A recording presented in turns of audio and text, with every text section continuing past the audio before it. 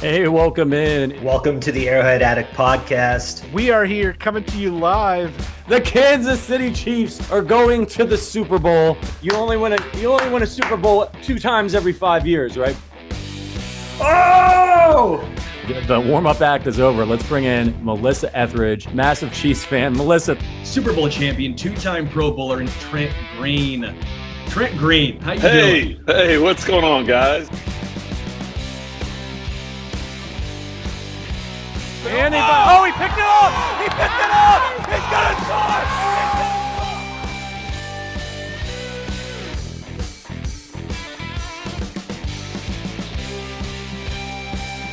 and we'll see you next week. But until then, as always, go Chiefs. Hey, welcome in to the Arrowhead Addict podcast, Thursday edition. Patrick Allen here with you as always. And with me today is our pal, Matt Verderame from Sports Illustrated. How you doing, Matt? Good. How are you? I'm okay, man. I'm looking forward to what is becoming increasingly more and more of a strange NFL Week 18. I feel like this is something that, even with the expanded schedule, it's almost even more weird than it was back when it was Week 17. You get some teams who are in it, some teams who have nothing to play for, people playing for their job. It's just complete chaos. Yeah, I mean, this is kind of a week that I don't know how much you care if you're a Chiefs fan beyond just, listen, you find out who you're playing in the wild card round, which is exciting. But I think that's really what it is at this point, right? I mean, like, I know the title of this is like Chiefs vs. Chargers preview. I'm going to give it away here. The game's going to suck because nobody's going to play. I mean, hell, I think the Chiefs are more interested in games going on outside of Arrowhead. Oh, actually outside of SoFi, excuse me. Miami and Buffalo, the games on Saturday, Pittsburgh, Baltimore, Houston, India. I mean, those are the games. Jacksonville, Tennessee. Those are the games that matter. The Chiefs game, I mean, hey, listen, it's a Chiefs game. You watch it, but I don't know that anybody's too excited about it going, hey, this is a big one. I mean, it's not. There's some things to watch for, and we'll get into that, particularly some backups. Think of it like a preseason game. We're going to get into all of that. We got a quick bit of business ad read. Got to get really quickly for FanDuel Sportsbook. Chiefs fans, if you haven't downloaded the FanDuel Sportsbook yet, you're definitely going to want to take advantage of this limited time offer. After signing up, new users must deposit $10 and place a first wager of $5 on any active line. Even if your first bet loses, you will still receive $150 in bonus bets. This promo will be automatically added to your account when you sign up through our link, bit.ly/arrow150. Super easy link for you to follow, bit.ly/ARROW150. Using our link not only gets you the fantastic bonus, but it will also directly support the Arrowhead Addict team. So if you haven't signed up for FanDuel, make sure you do so by scanning the QR code on the screen if you're watching, or clicking the link in the description below where you get this podcast. That's bit.ly/arrow150. This offer is available to new customers who are 21 and older and physically present in a legal gambling state. Please remember to always gamble responsibly. Check out the episode description for our sign-up link and the full terms of the offer. Really appreciate your support on that, team. Okay. So, Verderame, a few things to get to. We're going to talk about the game, a few news items to start us off. The Pro Bowl, which is almost as meaningful these days as Week 18. Rosters were announced. It's a nice accolade to sort of be named to the Pro Bowl. There's not even really a game anymore. It's like a skills competition. Yeah.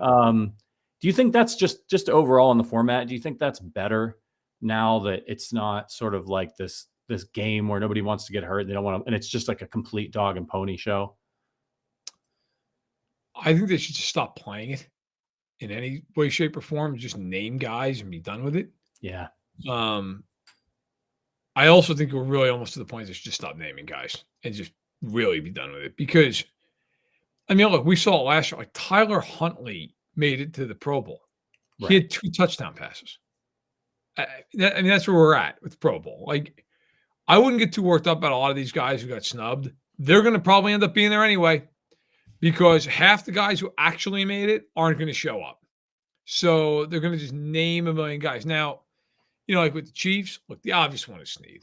That's just egregious. But I'm not surprised. I figured he would make it. I mean, Jalen Ramsey made it. How many games has Jalen Ramsey played this year? 8, 9, whatever it is. I mean, it's insane. But Jalen Ramsey made it because he is a very good player, but he also has a big name. And, so you get guys who miss, and there's guys all over the league like that. Quincy Williams of the Jets has been awesome this year. Awesome as a linebacker. He's not on the team. He's just a fifth alternate. Nick Bolton's a first alternate. Nick Bolton is half the year. He shouldn't even sniff a Pro Bowl. Nick Bolton's a good player. He shouldn't sniff the Pro Bowl this year. Drew Tranquil's got a better argument as a Pro Bowler this year than Nick Bolton does. Yeah. So, I mean, look, it's frustrating if you're a fan and you're like, this guy should have made it and that guy should have made it and everything else. But the reality is it's a popularity contest. And, Creed Humphrey's lucky. And now Creed Humphrey deserved to make it. But my point is even if he had somewhat of a down year, he's still going to make it because he now gets in. He gets the votes, right? So he's just going to go year after year after year. And for an offensive lineman where there's not stats, that's a big thing. For his Hall of Fame candidacy down the road, that's a really, really, really important thing. Whereas some guys, I don't know that it matters. All Pro matters far more than Pro Bowl does. Yeah, and I mean, I like the idea of the Pro Bowl in a way of recognizing really good players who had a really great year, because making an all-pro team is so exclusive that you could have a really great season, maybe not all-pro, and it's a nice way to recognize that year, particularly for guys who just are never going to be at that level to make an all-pro team. But there's there's still a heavy fan voting element to this, right? Which just messes everything up because fans are like normal people. They only got so much time in their lives. They don't have time. If you're a Seahawks fan, you don't have a ton of time to be watching the Chiefs to try to figure out who you should vote for in the AFC ballot for Pro Bowl left guard, right? There's an inherent, because I don't want to say stupidity. I think back in the day, it was maybe a little bit more interesting, but they could put Warren Moon on the list and he would get voted in because people would be like, oh, I know that Warren Moon, and he's retired. So but see, this is where, to me, this is where it becomes unserious. If you're a fan, you're not voting for the best players. You're voting for your players. Right. That's what you're voting for. You're voting for your guys. You don't give a damn about some other guy not making it. You're like, hey, we're all going to vote in our guy. I mean, look, and I know some people on here won't love this. A couple of years ago, well, now it's almost 10 years ago, Royals fans, to their credit, just besieged the ballot box for the All-Star game. And every single starter except for one or something was a Royal.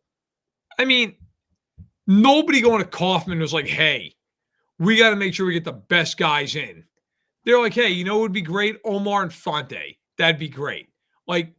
And that's fine. You're a fan of the team. If the leagues are going to let you vote in guys, that's what's going to happen. It's kind of like that nonsense the NFL puts out every that top 100 list.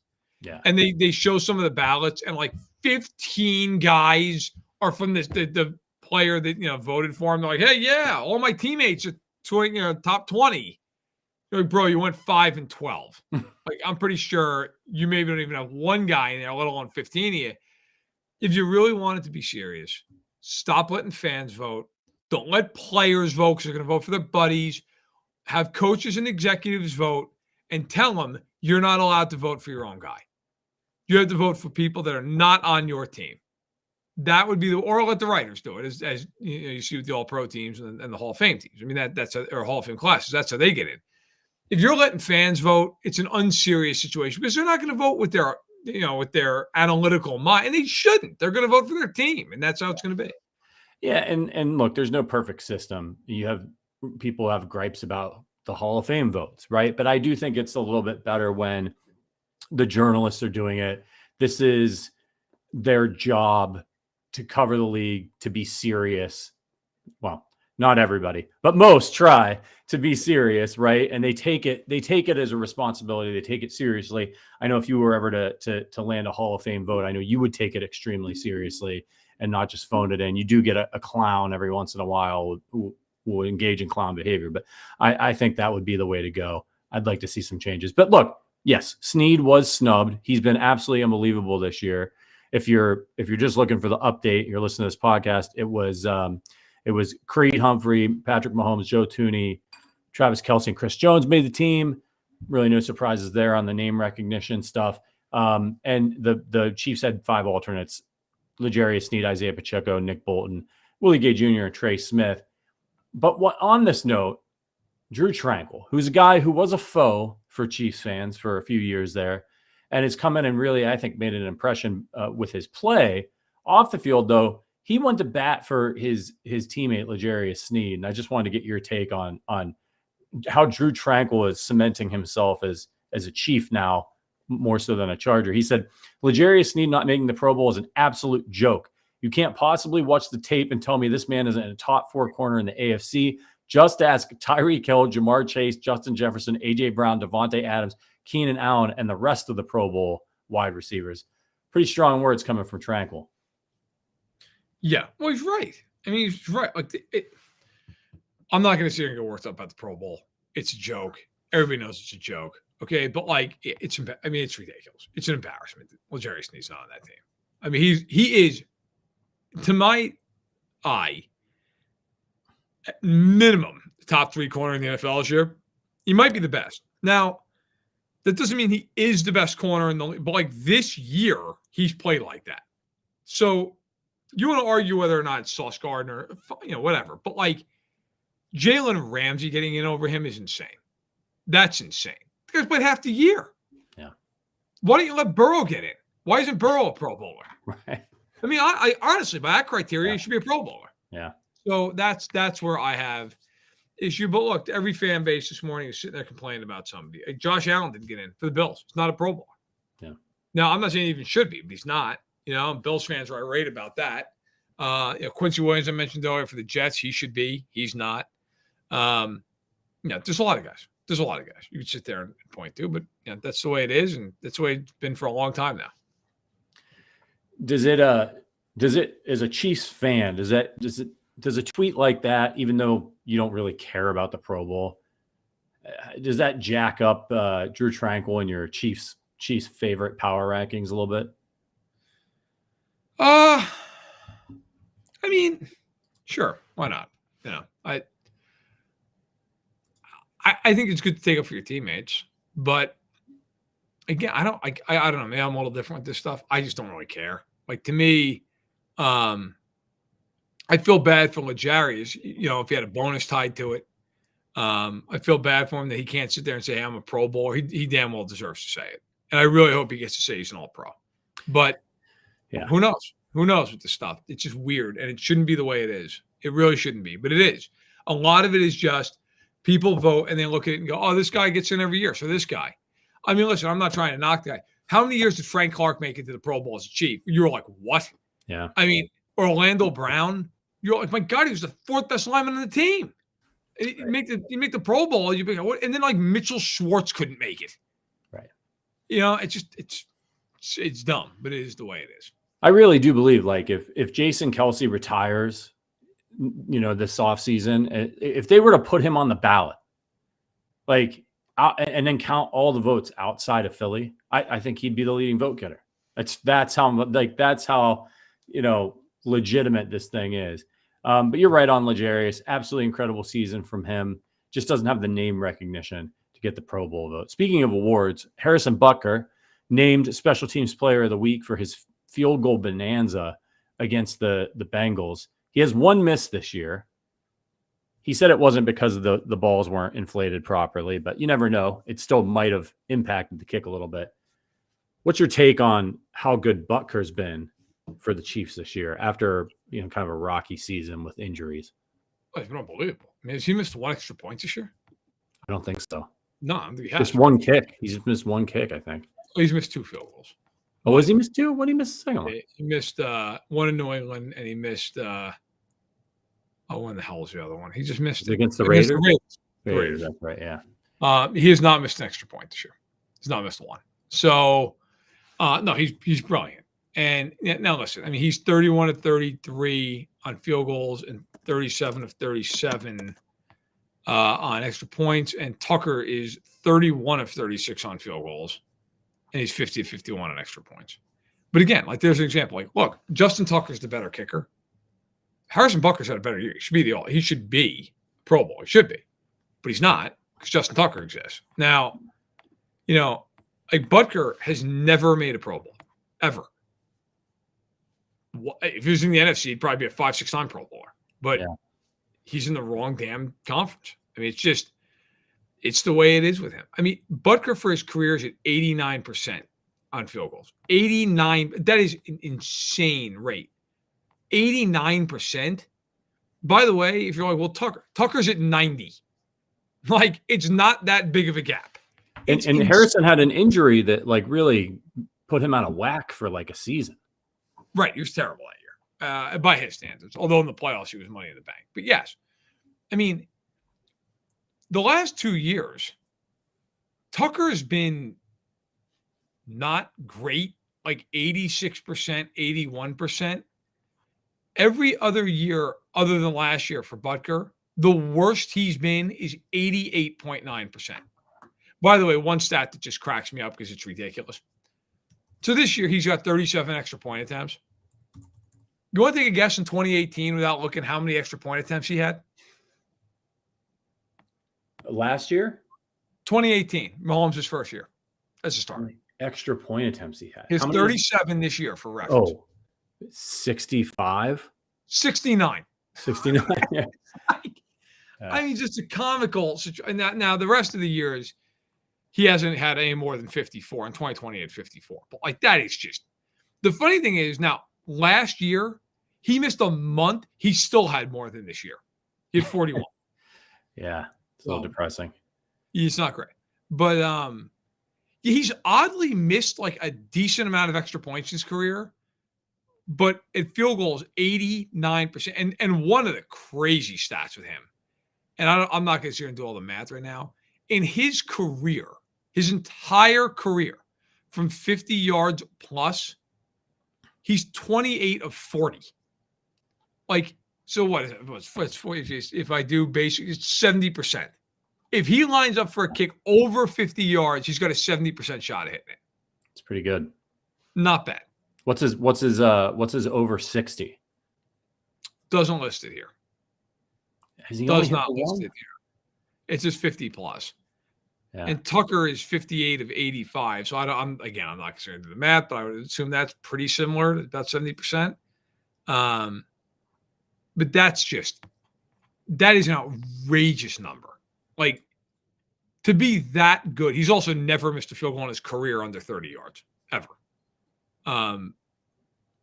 Yeah, not bad. Not bad. Like that. Like Butker is one of the rare guys. I don't think he's ever going to make the Hall of Fame because he's a kicker. If they win like 5 Super Bowls with him, like, there's actually a case like he should go to the Hall of Fame. He really should. I really could make that case. And I don't know if he ever makes a Pro Bowl, and he might be able to have that case. It's nuts. He'd have to kick for a long time, and he'd have to make a lot of big kicks. I think and he has. He's made big kicks for the Chiefs. And I feel like, but I don't feel like they're the kind of kicks like the Vinatieri kicks where everybody knows it was this ridiculous kick. But if you're a Chiefs fan, you know how many clutch kicks he's made for this team. I feel like he's got a pretty good amount now, man. Like he had a game-winning field goal in the Super Bowl. He had one against the Bengals in the AFC title game. He tied the game on a 48-yarder in the final seconds against Buffalo in that 13 seconds game. Yeah. The following week, even though they lost, he kicked that field goal to send them to overtime against us. I mean, he's had a lot of big kicks in his career, like a lot of them, and he doesn't miss them. He hits them. Yeah. He's it's so hard to go in as a Hall of Famer as a kicker. I mean, it's just so. I mean, you're talking literally Vinatieri, Stenerud. I mean, Groves is in, but he's not. Like he also played other positions. Bland, the same thing. Morton Anderson is in, but you have Tucker will get in. You're talking the elite of the elite, but Butker, like if they win 4 Super Bowls, this guy is a kicker, and he kicks for another 10 years. By the way, Vinatieri, want to guess how many Pro Bowls he made in his career? 0. 3. Not many. It's not like he was racking up 15 of them. Yeah, Morton Anderson's still kicking in the league, by the way. He's still out there, single bar face mask. Morton Anderson was, my God, man. And that guy, he kicked for 26 years. Yeah. he was he's all decade team, 80s and 90s. And he was a 7-time Pro Bowler. By the way, the best kicker probably in Chiefs history. Well, I guess you'd have to say obviously Stenner. But I was going to say Nick Lowry, 3-time Pro Bowler. And he kicked forever.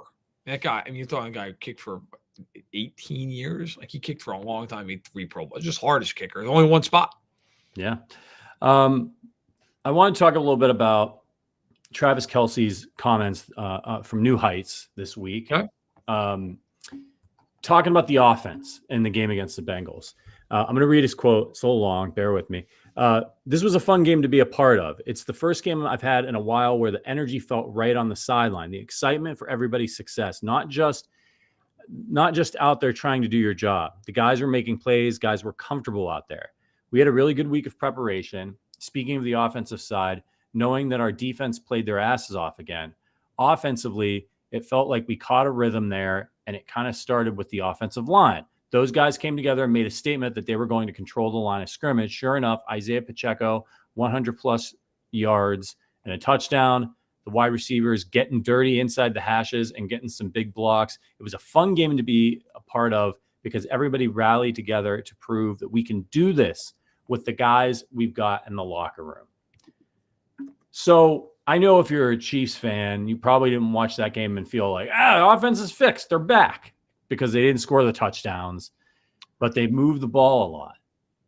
Verderame, do you think that the Chiefs have a chance to rally behind I can't believe we're saying this about them, but the nobody believes in us card, all the criticism that they face from the outside about the receiver drops, the offense in general? Is that enough to help them get focused, and can they utilize that to actually go on a little run here? I think I'm trying to think of the right way to put this. I think it is a powerful tool to have because I actually think, for one, they kind of have that. Who the hell's picking them to go to the Super Bowl right now? Right? Not that people are like, hey, they have no shot, but they're certainly not the favorite. They don't deserve to be the favorite. They haven't played like the favorite. I just, and we talked about this after the game, that offense still needs to get better. They kicked 6 field goals, as Phantom points out in the chat. He's right. They kicked 6 field goals. They scored 1 touchdown. That being said, I just felt like watching them. That was the first time in months that it looked like, hey, we actually have something going. They were moving the ball with purpose. And I know you could say, well, they got a lot of yards against New England. Yeah, I know, but they still, excuse the language, they play like shit. I mean, let's be honest. They still fumbled the ball like crazy. And Mahomes threw 2 picks. They still looked like crap. They just beat an atrocious football team. But they didn't play well in that game. They had a turnover against the Bengals. But they, for the first time, in my opinion, in a while now, they played crisp football for the most part. They were in and out of the huddle. They were lined up where they needed to be. They didn't drop a ton of balls. Not they're perfect there either, but they didn't drop that many. They didn't have 1 pre-snap penalty. I think that's kind of what Travis is alluding to. There was some purpose in that offense. They played with some fire. And I also think, look, he didn't say this. I don't want to put words in the man's mouth. I think I'd be right in saying this. Part of it was probably the way they were getting their yards too, some down the field shots, moving the ball. They weren't just dinking and dunking, and every time they had it, it was 3rd and 5, 3rd and 4, 3rd and 7. They did some of that. They moved the ball in chunks in a way they haven't all year long, quite honestly. So I do think for him that probably felt good. They probably felt like, hey, we can do this to some degree. And we talked about it last week. I think they're going to have to. If they're going to win the Super Bowl, teams are going to challenge this group to beat them over the top. They're going to. And if I'm Mahomes, I'm like, that's great. Let's do it. I mean, now they may not be able to because the receivers aren't good enough. But if I'm Mahomes, I'm looking to take that shot with Rice. And even with Watson, who's a good deep ball receiver, I'm looking to take that shot with Hardman. They're fast. So I think Kelce just saw what I saw, which was they actually looked like a potent offense, even though, yes, there obviously is work to be done. They need to get it in the end zone. I thought they looked, though, like a team that could threaten you, which frankly for the last 6 weeks they haven't looked like that at all. How do you juxtapose? Because I loved the fact that it seemed like for the first time in forever, there were chances for them down the field, and they were there. The guys were open. How do you juxtapose that with, hey, like probably what this offense needs to do is just take what the defense gives them, get first downs. Like, I mean, in all honesty, like if they score 21 points in any playoff game, they've got a pretty good chance to win. 24, they're looking really good. They get to 28, they're almost certainly going to win. Yeah. Right? But the 3 touchdown drives is really what they need to get. And some of the times this season, I felt that like they need a drive and it'd be like 3rd and 4 and Mahomes would take a shot. And I'd feel really frustrated as a fan because I'd be like, come on, man, just get the damn first down. Like, just get the 4 yards. We have to get a touchdown. Right. We're not, the offense isn't like it was before where it was just so explosive. So, if you're Andy Reid, how do you balance that like mindset to be aggressive and to take the shots when they're there, but also to know the situation and be like, hey man, we just need a first down right now because we got to get points on this drive. I think to the point, you guys got to trust your star quarterback to get back there and make the right decisions. And God knows he's proven he can do it. Like, I would just say, look, like we're going to come out and we're going to have the mindset of we're going after you. And if you're going to sit there and play single high safety, we're going to throw the ball deep on you. That's it. Like, they have to have that. Like, one thing they've been for a long time, I feel like they've lost at times this year. They've lost that killer mentality on offense where they would just rip your throat out. If they had an opportunity to put you in, they did it. Go look at the Super Bowl last year. That was the best defense in the NFL. They ragdolled them. I mean, that game, I would argue that the second half of that Super Bowl is Andy Reid's best half of football in his career. I mean, they destroyed Philadelphia. That was, to me, what they've been all about for a long time. Just rising to the moment, rising to the challenge, and in concert with the coaching staff, the players just being like, we're going to rip your throat out now. That's how this game's going to end. And they did it. I feel like, and look, it's understandable. There's been less of that this year because A, the personnel is not as good. B, they haven't had the results. They need to come out with a purpose in any playoff game they play. I don't care who it's against. Miami, Buffalo, Baltimore, one of these teams in the South, whoever, don't care. You put up a single high safety, they should take that as disrespect, and they should be looking to annihilate these teams over the top. These receivers outside of Rashee Rice are either limited or not good, depending on who it is. But one thing they pretty much all share, they can run. And if I'm the Chiefs, you know what? I'm going deep. And if we drop the ball, fine. Whatever. Then we're going home. But you're gonna lose anyway if they're throwing for 4 yards a clip and they're dropping the ball. I mean, you might as well just throw it. Yeah. I also think too, if you do that, it opens up a lot of other stuff. Then it's easier to throw the ball underneath to Kelce. It's easier to run the ball. People have talked about Kelce slowing down. I do think part of it is I think he's hurt. And I obviously don't have proof of that, but I think he's been banged up. And he's older. He's 34. It's also part of it. But reality is, like, you know what would make his life a lot easier? If he wasn't getting double teamed every single play because nobody's worried about getting beat. That was, to me, the biggest thing that came out of that Bengals game is they were just finally willing to be like, fine, we're just going to throw it over your head. And Rashee Rice, who all of his yardage early in the year was on tunnel screens and quick little hitters. Now, all of a sudden, they're throwing intermediate routes to him, and they're throwing the ball down the field. That's what needs to change. That's the stuff that opens up a whole nother way to beat teams and could really make a difference for them in January. They're going to need it. And I think you're right. They have the guys that can run. Watson can run. They're going to have Hardman back. He's got incredible speed. This is an offense. Right, yeah, right. And this use it. This is an offense that, they had DeMarcus Robinson was torching guys downfield in this offense. Now DeMarcus Robinson's fast, but like nobody's going to mistake him for, an all-world wide receiver. But he was able to produce in key moments in this offense with Patrick Mahomes. And so I tend to agree with you. I'm a little bit scared of it because before they had the ability to get the ball with 13 seconds to go down the field. Like, it doesn't feel like this is the kind of group that can do that. But if they don't take the shots, if they're not aggressive, teams are going to bully them. And they have not had an identity on offense this year, other than their identity being like Charlie Brown, basically, right? Like, what we're going to do is we're going to come out and we're going to screw this up. Watch how we do it in painful ways. I think that if they're going to win the Super Bowl, or get to the Super Bowl, I really think it's going to have to be like, look, you're going to have to put some faith in these receivers, and they're going to have to make plays. If they don't, then you lose. Okay, then that's fine. Then that's how you lose. But the worst way to lose is scared.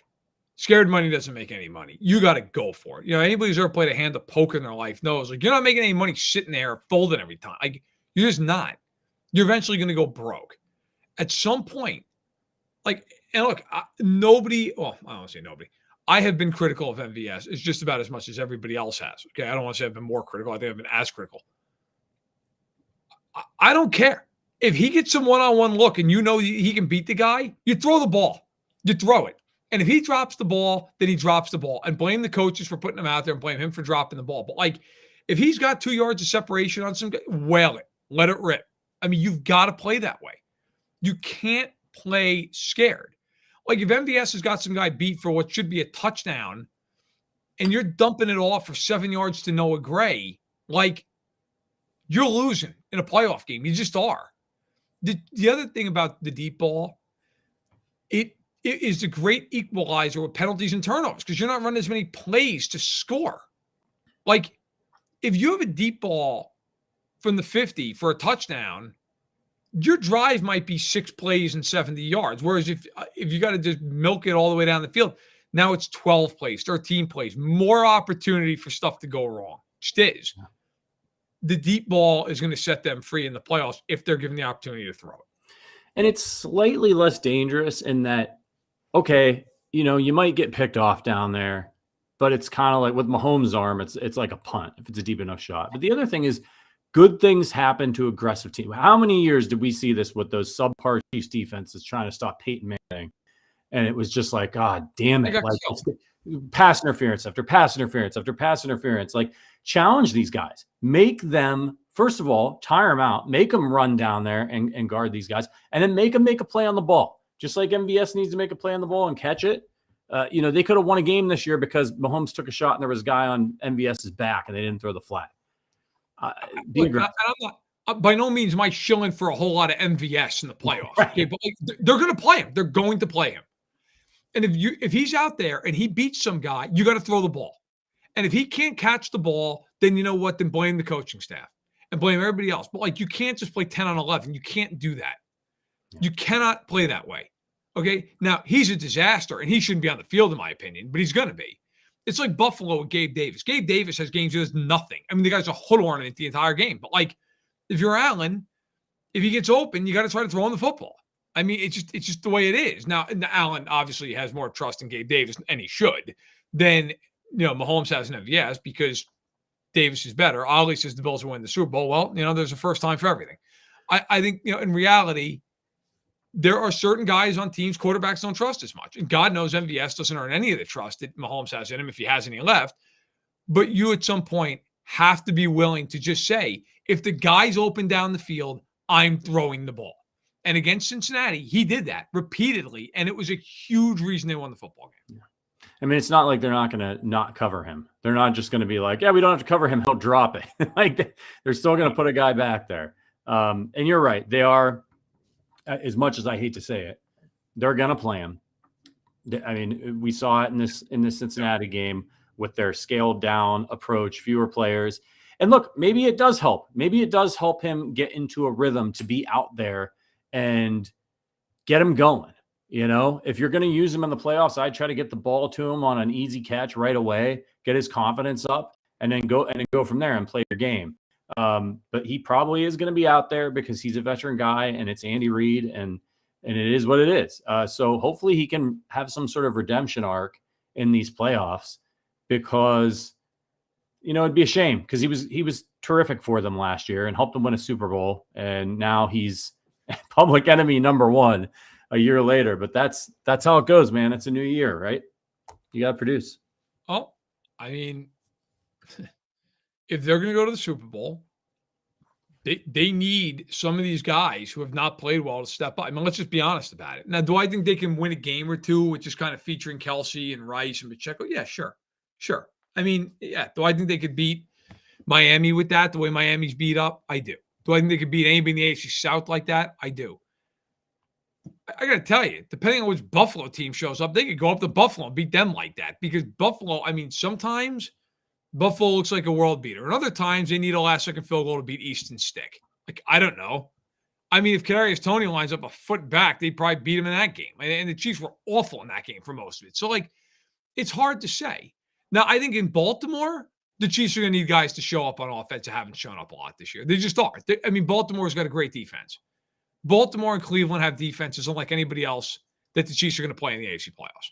They have a defense like Kansas City's defense, which is a top 3, top 5 unit. But anybody else? I mean, look, I'm not overly confident with the Chiefs because they've been so inconsistent. But could they beat the Dolphins home or away? Sure. Could they beat Buffalo? Yeah. I mean, Buffalo's choked like none other for how many years? I mean, every time the Chiefs play them in a meaningful game, they beat them. You're going to tell me they couldn't go up there and beat them? Bailey Zappi almost just did it. They had 4 turnovers. I mean, the Pats were basically taking a payoff from the Bills last week. Please beat us. And the Bills are like, that's fine. Our quarterback's going to complete 50% of his throws and have a pick and do everything he can to lose. Like, the Chiefs could go up to Buffalo and get boat raced. The Chiefs could also go to Buffalo and pound them. I wouldn't be shocked by either outcome.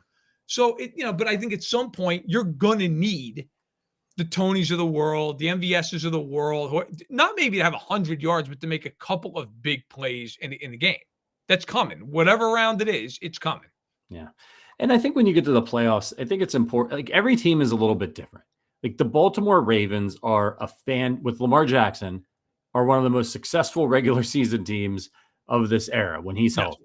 They're incredible. They win. They often win by a lot. They smack teams around, and then they get to the playoffs, and that's where they've struggled. The Chiefs, under Mahomes, with the exception of 2018, really, even though they've won a ton of games, they've not been a great regular season team.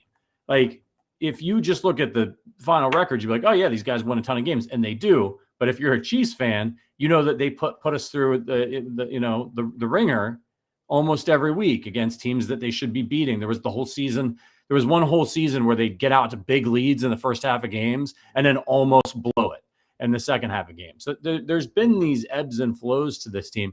But when they've gotten to the playoffs, with the exception of the game against the Tampa Bay Buccaneers in the Super Bowl, where they were just outmatched, outmanned, and everything else. Yes. This team has always come to play. They've always won or lost by slim margins. So I think if you're an opposing fan, I mean, we have a Bills fan in the chat, and you're expecting that the Chiefs, and look, there's a first time for everything. Maybe this is the year where they're just not that good, and they get into playoffs against a team like the Bills or the Ravens or get the break speed off them. But if I had to put money on it, I would say it's going to be a close game. They could go up against any team in the NFL. If it's a playoff game and Andy Reid and this veteran coaching staff and Kelsey and Mahomes and all that, like, I think it's going to be a close game. They might not win, but I think it's going to be a close game. Listen, you know what? In all sincerity, if you look at the AFC, in my opinion, the Ravens have to be the favorite right now. They just have to be. They've played better than everybody else has. Now, you could talk about that the Ravens, we've seen this movie at times with them, where they do this, and then they get in the playoffs, and it's like, oh, right, if we fall behind by a touchdown, we got a major problem. Like, there's truth in that. That they got to be the favorite. After them, if you said to me, who is the most likely team to knock them off, which is, I think, how you should look at this, Kansas City and Buffalo are probably the answer. I mean, it's one of them, right? I mean, I don't think anybody thinks anybody from the AFC South is knowing it. No. I don't think after what we saw Miami just do in Baltimore, you're going to, they're good enough to do. Like, nobody's picking Miami. Okay. God knows Pittsburgh's not doing it. So, like, and Joshua says it, that's where I was going to go. Like, the Browns are kind of that. Like, to me, the Browns are below the Chiefs and the Bills, but they're above the other teams. Like, the Browns could do it, and it's a divisional game. So, like, maybe. But I think if you got the Ravens in an honest moment and said, who would you like to avoid? It's probably Buffalo and Kansas City. Those are probably the two teams. And by the way, I think Buffalo is going to beat the Dolphins. And so if they do, that's 1, 2, and 3. Like those three teams. Yeah. Go ahead. I was just going to say, I do think the Browns have the best chance to knock off the Ravens if they were to meet. It's a team makeup Better thing. than Buffalo or Kansas City. I do. Yeah. Okay. Yeah. I think this is a team that they're familiar with. Yep. And that they've beaten already this season. And I just think it's one of these games where if you're the Bills or the Chiefs, you're going up against this Ravens team, and it's a little bit of a surprise. You got to figure some things out. You have to take time to size guys up. When Myles Garrett goes out there to rush Lamar Jackson, he knows who he's going up against. He knows, what they're going to try to do to him. I think I never want to play AFC West foes in the playoffs if we can help it, for that very reason. They just always give you a good game. So if I'm Baltimore, I don't want to run into Cleveland Browns. And frankly, if I'm the Chiefs, I don't want to run into the Browns either, because they're very good against the tight end, and the Chiefs need Kelsey to get going. That's a team.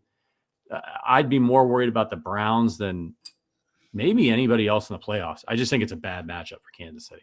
You know what the funny thing is? I think there's a very, very good chance that the divisional round is going to be Cleveland at Baltimore and Kansas City at Buffalo.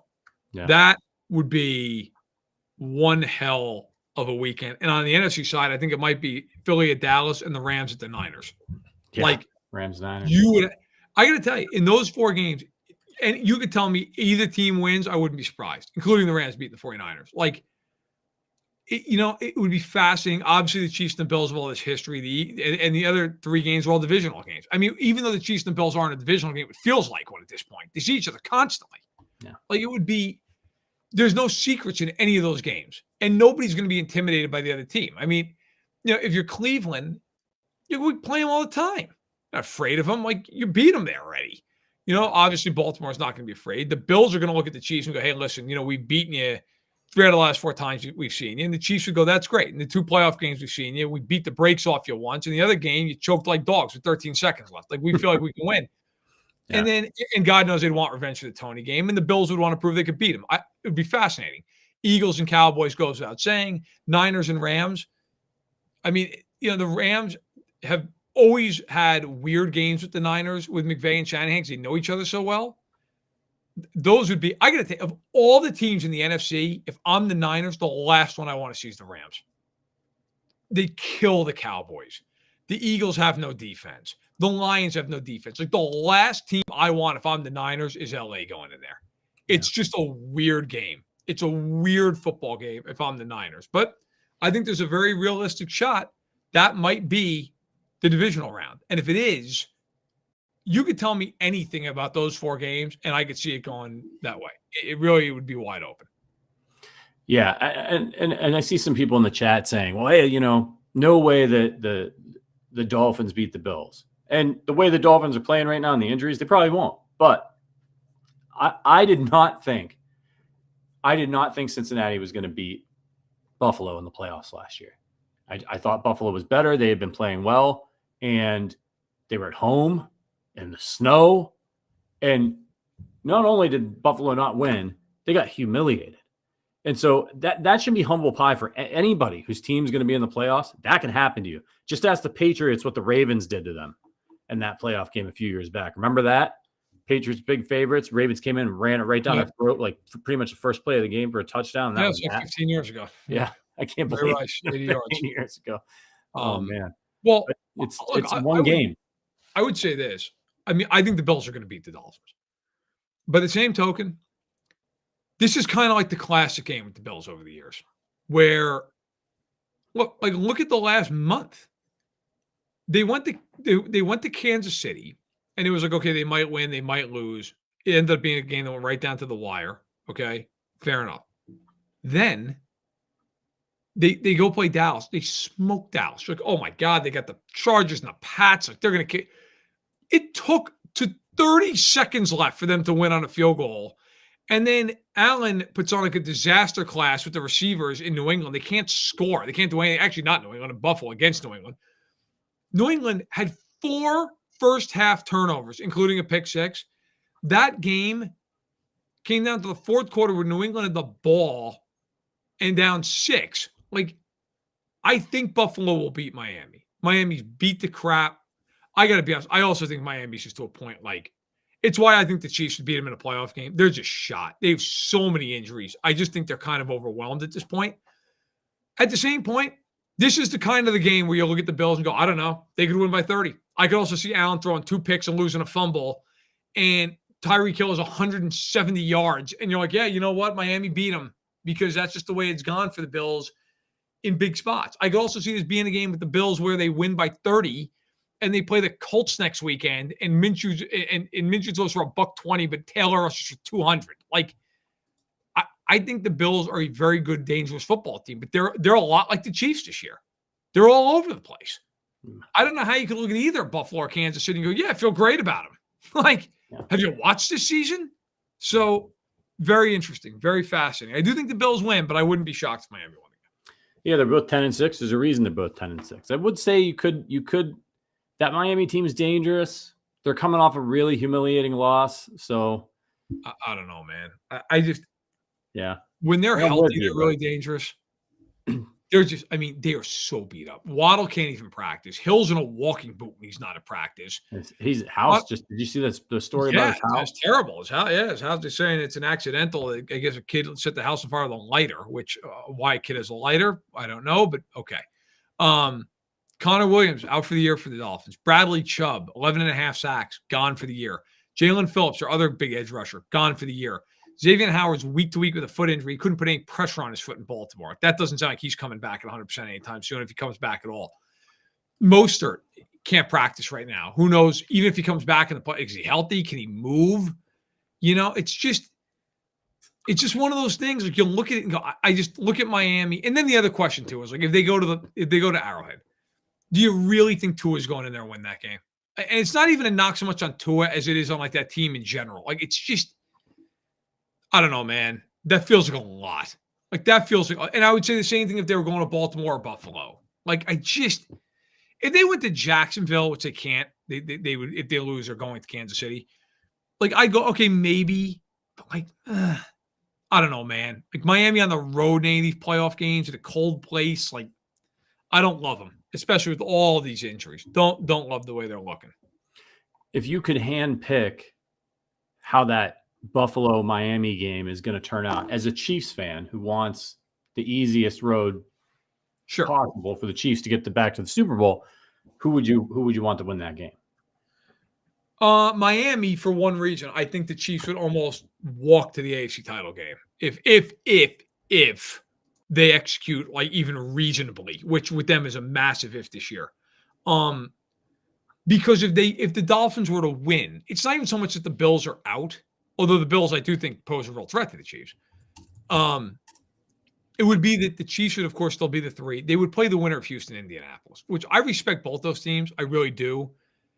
But Houston's another team. They're beat to hell. They're missing a million guys. Like, and either one of them, I do think there's a little bit of like, hey, happy to be there.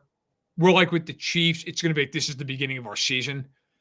I think they would win that game. Miami, I think, would beat Pittsburgh, even though Miami's beat the hell. I just don't think Pittsburgh's got the goods. I don't think they're good enough to beat them. And I think the Chiefs going to Miami, what do they care if they got to go to Miami? It's not like it's like a brutal place to play, right? I mean, I think the Chiefs would win the game. I just think Miami, and I would say the same thing if Cleveland went to Miami, if Buffalo went to Miami. Like, I think Miami's kind of a dead team walking at the moment. It's just bad timing with all the injuries they have. I think the Chiefs would end up playing in Baltimore in the AFC title game or Cleveland. And I think that, so I think that's the easier road. I think you don't have to feel that way, right? I mean, do you disagree? No, and I would rather, just from a playoff experience standpoint, Tua going into a playoff game, Josh Allen, the Bills, they've been through it. They've got experience. They've played in big games before, a lot of big games. They've lost a lot of them, but I would rather go up against the less experienced team in those situations if I'm Kansas City. And I think, with all due respect to Tua, who's played really well at times, Josh Allen's a much better quarterback, and he can do more things. So, whenever you play the Bills, it's really tough because Allen's mobility allows him to extend plays. It can be maddening. He made that incredible pass on the sideline against the Chiefs, and they had him dead to right. So he's one of those quarterbacks, just like Lamar, like Mahomes, where you can do everything right, and it still doesn't matter. He'll find a way to get that first down and extend a drive. Whereas Tua, I think that if you can take away his weapons and get pressure on him, he's just a more limited quarterback. Well, yeah. I mean, look, Allen is a bull in the pocket, man. I mean, and obviously out of the pocket, he can run, he can take off. You have to account for his legs on every play, every single play. Allen, is one of those guys, frankly, like Lamar is with his legs. I mean, Lamar more than anybody, but like Mahomes is when he can extend the play. Like, if we're being honest, those types of guys, you always have to account for that guy might just take off. You can cover everybody perfectly on 3rd and 7, and it doesn't matter. Tua is not going anywhere. Like, Tua is not taking off. He's not rushing for yardage. So, with him, where he's going to be. Now, the one thing with the Dolphins, they can run the hell out of the football. That scares you. You respect that. And Tyreek Hill's amazing. But if you look at the Dolphins, realistically, like right now, obviously removing Chubb and Phillips because they're hurt. The guy that's leading the team in sacks is Zach Sealer, who's an excellent DT, 9.5, and Christian Wilkins has 8. That's a great push inside. But if you're the Chiefs, you're like, we'll take that all day long. I'd rather your pass rush be inside than outside. The Chiefs have 2 Pro Bowl offensive linemen in the inside, and the other one's an alternate. Like, you're fine with that. The best edge rusher they have left is like Van Ginkel with 6, who's really not even a true edge, and then like Agbo with 5. You're not that scared of Miami's rush. And then Hill is amazing. Everybody in Kansas City understands that, knows that. But like the last 3 games, he hasn't had 100 yards receiving. He's not 100%. He's hurt. I mean, so it just changes everything. Like, their offense does scare you, of course. And Tua is thrown for 4,400 yards this year. But a lot of that stuff with Tua is very prepackaged. If you can take them off their spot a little bit, if you can take away that first read, they're a totally different football team.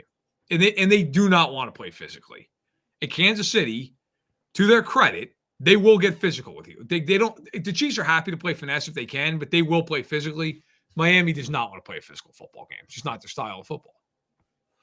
Yeah, absolutely. Joshua Clayton says, I'm surprised they didn't run the ball more last game when the Chiefs played them. I think we'll get a heavy dose of the run. They'd better be ready to stop it. I do think when the Chiefs put their minds to stopping the run, they can do it. And that is how teams are going to try to attack them in these playoffs, that they know that's the weakness of the Chiefs. So Chiefs know that. Chiefs have been dealing with that a whole second half of the season.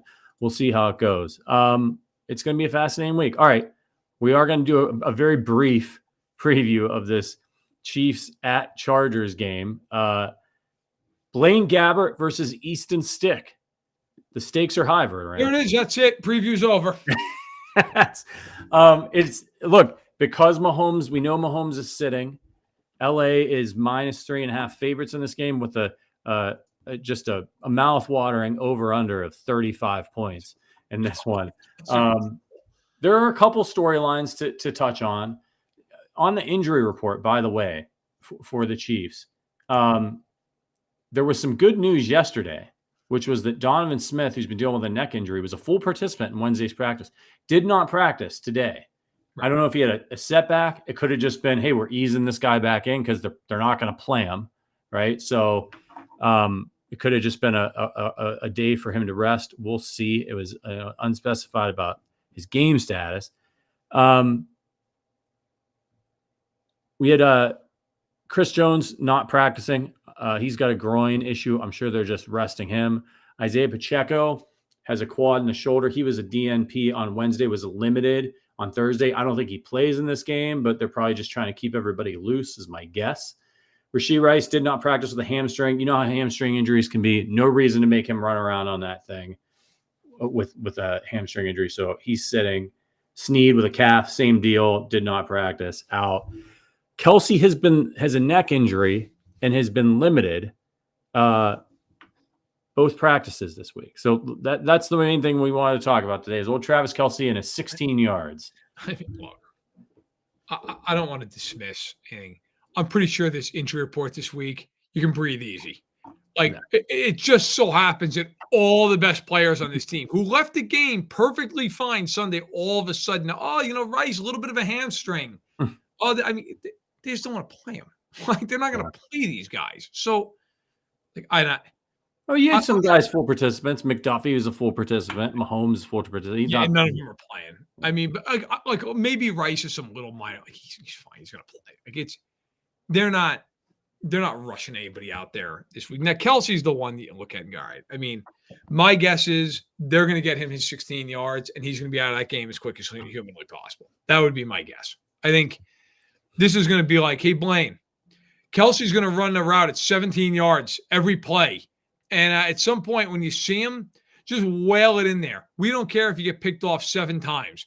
Just get it in there and get it done. I mean, if you're the Chiefs, let's just be honest. You don't care about this football game. You don't care. Like, this game, you're trying to see some of the backups and younger guys. Like, this game means nothing to them. Nothing. The guys who are in there are going to play hard, I'm sure. But, like, nobody in this game is like, hey, this really means a ton. I mean, this is a game that both teams are going to be more than happy to be done with. The Chargers can go home for the year, and the Chiefs can get ready for the playoffs. So you do think they'll put – no, Andy Reid was non-committal about it. Do you think they'll put Travis Kelce out there, have him be active, and try to get him his 1,000-yard season? Yes, I do. I don't think they're going to do it like I don't think it's going to be something where if he doesn't have it in the first 2 drives, I don't think they're just going to keep playing him all game long. Like, at some point, I think you're going to get a lot of like, hey, man, we're going to try to get you a couple of quick reps, some routes designed for you, get you open against what is an atrocious defense. And then, hey, bing, bing, bing, 17 yards the hell out of the game. Now, if he's out there for more than 2 series, I'd be surprised. I think it's going to be routes where they're going to basically tell him, catch the ball and either get out of bounds or go down. I don't think they want him fighting for yardage in this game. That would be that I think would be kind of the way this goes. I could be wrong. Think they open with a screen to him, get him 6-7 yards, do that a couple times, they're done. Maybe. I mean, I could see a couple of quick outs and stuff, and like him just, or maybe even one where they go over the middle, but they just tell him like catch it and go down. I mean, I just don't think. I would be surprised. And there is a world where Andy might just say, Travis, like, you've been hurt all year long, man. You're sitting. Sorry. That's the way it is. But my guess, they're going to find a way to get him those 16 yards. It's the kind of coach Andy Reid is. He knows it. Kelsey's not going to say it because he's a team first guy. He wants but it. It's a legacy thing. Nobody's ever done it. He's adding to it. What about Chris Jones? Chris Jones, I think, needs half a sack to get a contract incentive. I'm sure the Chiefs front office is in no hurry to get him out there to have him get that money after this whole summer. Do you think they play him at all? And how do you think he feels about that if they make him inactive? I don't think they're going to play him. Yeah. I don't. And I think he's rich enough that he can probably just kind of chuckle. But, and maybe the Chiefs even say, hey, look, we're not going to play you, but we're going to give you the incentive because you whatever. You came close enough. But yeah. It's going to be really interesting. I mean, you're talking about an off season, but man, hopefully, we don't get to for a while here, but boy, it's just going to be an interesting off season with them. They got a lot of decisions to make on some very important players, and he's one of them.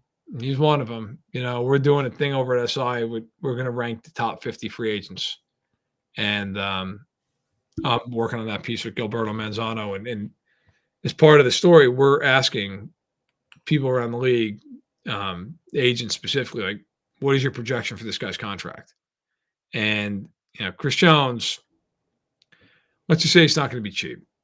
Let's just put it that way. It's going to be interesting. And he's pretty high on that list. So, listen, he's got a lot of money to make, and I'll be very curious to see how it pays, whether it goes in Kansas City's cap sheet or somewhere else. In this game, it's going to be basically a preseason game. And even though the Chargers may be playing some starters still, guys like Keenan Allen, you're not going to see him. Joey Bosa, there's no reason for them to play in a game like this because it's meaningless for them as well. But are there any Chiefs in this sort of preseason spirit, guys you haven't got to see as rookies, guys like Justin Ross, is there anybody that you are excited to see get some reps in a game with some stakes, a little bit more than a preseason game where they're going up against better competition? And a DK Uzama. Like to see him. I think that would be interesting. P. Ryan, maybe a little bit of him. Like, what do we see out of him? Obviously Justin Ross. I mean, those are kind of a couple guys I have my eye on. That'll be interesting to see how they play. The chat really wants MVS to play every snap, it seems like. I got to tell you, I look forward to him not even playing it down in this game because I know that's what's coming. They're going to treat him like he's Jerry Rice. So you just know, that that's what's going to happen. Like, it's just, I've accepted it already into my heart. All right, let's get to our game prediction. Oh, one more question really quickly. Yes. Blaine Gabbert. Now, I know nobody cares about Blaine Gabbert. Nobody ever wants to see Blaine Gabbert on the field for the Chiefs. But in each of the Chiefs' Super Bowl runs, backup quarterback came into play in important moments. It's true. Things can happen. If the Chiefs lose Mahomes for the playoffs, they ain't winning the Super Bowl. But if the Chiefs lose Mahomes for a quarter because of a concussion or something like that, where he can't come back in the game and play, Blaine Gabbert is damn important. We only saw him briefly this year in the blowout against Chicago. He threw a couple picks. Didn't look great. Still has a big arm. How much attention are you going to pay to him? Where knowing that, hey, it's happened every time that he could come in and play very meaningful minutes for them in a playoff game. Not much, in the sense that if he has to come in, my pain is so deep that at that point I've hit rock bottom. Like, I just, I can't even go there mentally. I will tell you though, when Chad Henne engineered a 98-yard drive last year in that playoff game, very rarely during a game do I ever just go, this game's over. When he did that, I obviously didn't know Mahomes' injury extent at that point, but I was like, I don't know what's going to happen after this. They're winning this football game. Like, that's going to be the most devastating thing that's ever happened to the Jacksonville Jaguars. Like, 98 yards on your face all the way down the field. I'm like, oh my God, man. Like, no, it's true though. I mean, listen, Gabbert, if you see him, it's a big problem. But yeah, you'd like to see him go out and play, reasonable football this weekend. I would argue that for him, if you're a Chiefs fan, he's the most meaningful player that's going to be out there, because this is a great situation for him. If he were to be needed in spot duty, he's not getting reps in practice. He's not getting live game action. So for the last game of the season, for him to get out there and basically get a scrimmage against some starters from the Chargers, it could serve him well, as opposed to if the Chiefs needed to win this game and he was on the bench and then he got called into action. He hasn't seen the field since August. I guess September or October, whenever the hell they played the Bears. Right. So there is some value here. There's value, just like there was value for Mahomes getting his first start in the last week of the season, FAU getting extended playing time. There's some value, and I think that's the way you want to watch this game if you're a Chiefs fan. Watch it like a preseason game, like you're scouting. Watch guys you want to see run around and play out there, and then take your enjoyment from that, not necessarily the final score. But speaking of, what do you got in this one, Verderame? How's it going to shake out? The funny thing is, I actually think the Chiefs are going to win the game. I'm with you.